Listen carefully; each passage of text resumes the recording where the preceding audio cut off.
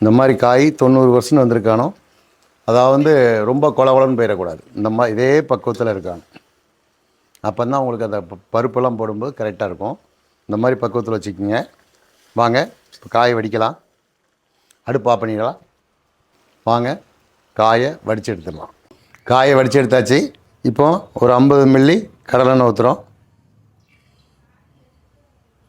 ஒரு 50 ml கடலெண்ணெய் இருக்கும்.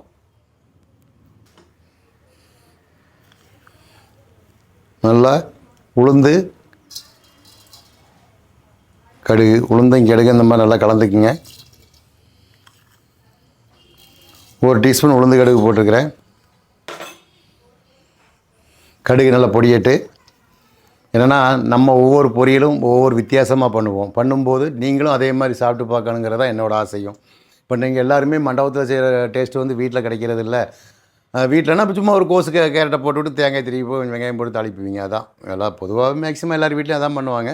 இப்போ நம்ம கொஞ்சம் வித்தியாசமாக சொல்லிக் கொடுக்கும்போது நீங்கள் அதே மாதிரி நீங்களும் வீட்டில் செஞ்சு சாப்பிடும்போது எங்களுக்கும் அது சந்தோஷம். நாங்கள் சொல்லிக் கொடுத்த மாதிரி நீங்கள் செஞ்சு சாப்பிடும்போது எனக்கு அது ஒரு சந்தோஷம். அவ்வளோதான். இப்போ கடுகு பொடியுது.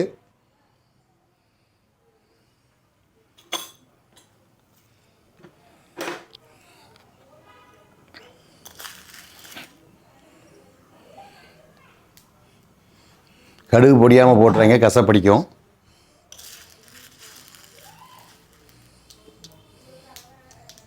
ஓகே, கடுகு பொடிச்சாச்சு. சின்ன டீஸ்பூன் வச்சுருக்கிறேன். இந்த சின்ன டீஸ்பூனுக்கு ஒரு 3 டீஸ்பூன் கடலை பருப்பு போடுறேன். இப்போ லைட்டாக கடலை பருப்பு இதாகுது, பார்த்துக்குங்க.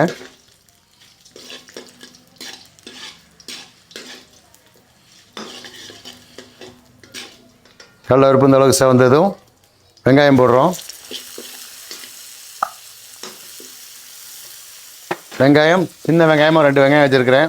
அதிகபட்சம் 100 கிராம் இருக்கும். இந்த வெங்காயம் போட்டதும் எண்ணெயில் சீரகத்தை போட்டுறாதீங்க. என்னென்னா எண்ணெயில் சீரகம் போடும்போது கடலை பருப்பு ஏற்கனவே நம்ம வதங்கும் போது எண்ணெய் அதிகப்படியான ஹீட்டாக இருக்கும். அந்த டைமில் சீரகம் போட்டிங்கன்னா சீரகம் சேர்ந்து கருகிரும். இந்த டைமில் வெங்காயம் போட்டு முடிச்சுட்டு ஒரு சின்ன டீஸ்பூனுக்கு 1 டீஸ்பூன் சீரகம் போடுங்க. சீரகம் என்னென்னா நல்ல ஒரு மனம் எடுத்து கொடுக்கும். நாங்கள் இந்த மாதிரி கடலை பருப்பு சாம்பார் தூள் போட்டு செய்கிறது வெளியே பொதுவாக மேக்ஸிமம் நிறைய பேர் சமையல்காரங்க இப்போ சொல்லி தரும்போது ஒரு 80% 70% சொல்லி தருவாங்க. 10% சீக்ரெட்டாக வச்சுருப்பாங்க. நாங்கள் அந்த சீக்ரெட் இதே வச்சுக்கிறது இல்லை. என்னென்னா நான் என்ன கற்றுக்கிறேனோ அது அத்தனையும் உங்களுக்கும் தெரியணுங்கிறதுக்காக தான் இந்த இவ்வளோ கஷ்டப்பட்டு நாங்கள் சொல்லித்தரோம். இந்த மாதிரி ஒரு 60% 70% சொல்லி தந்துட்டு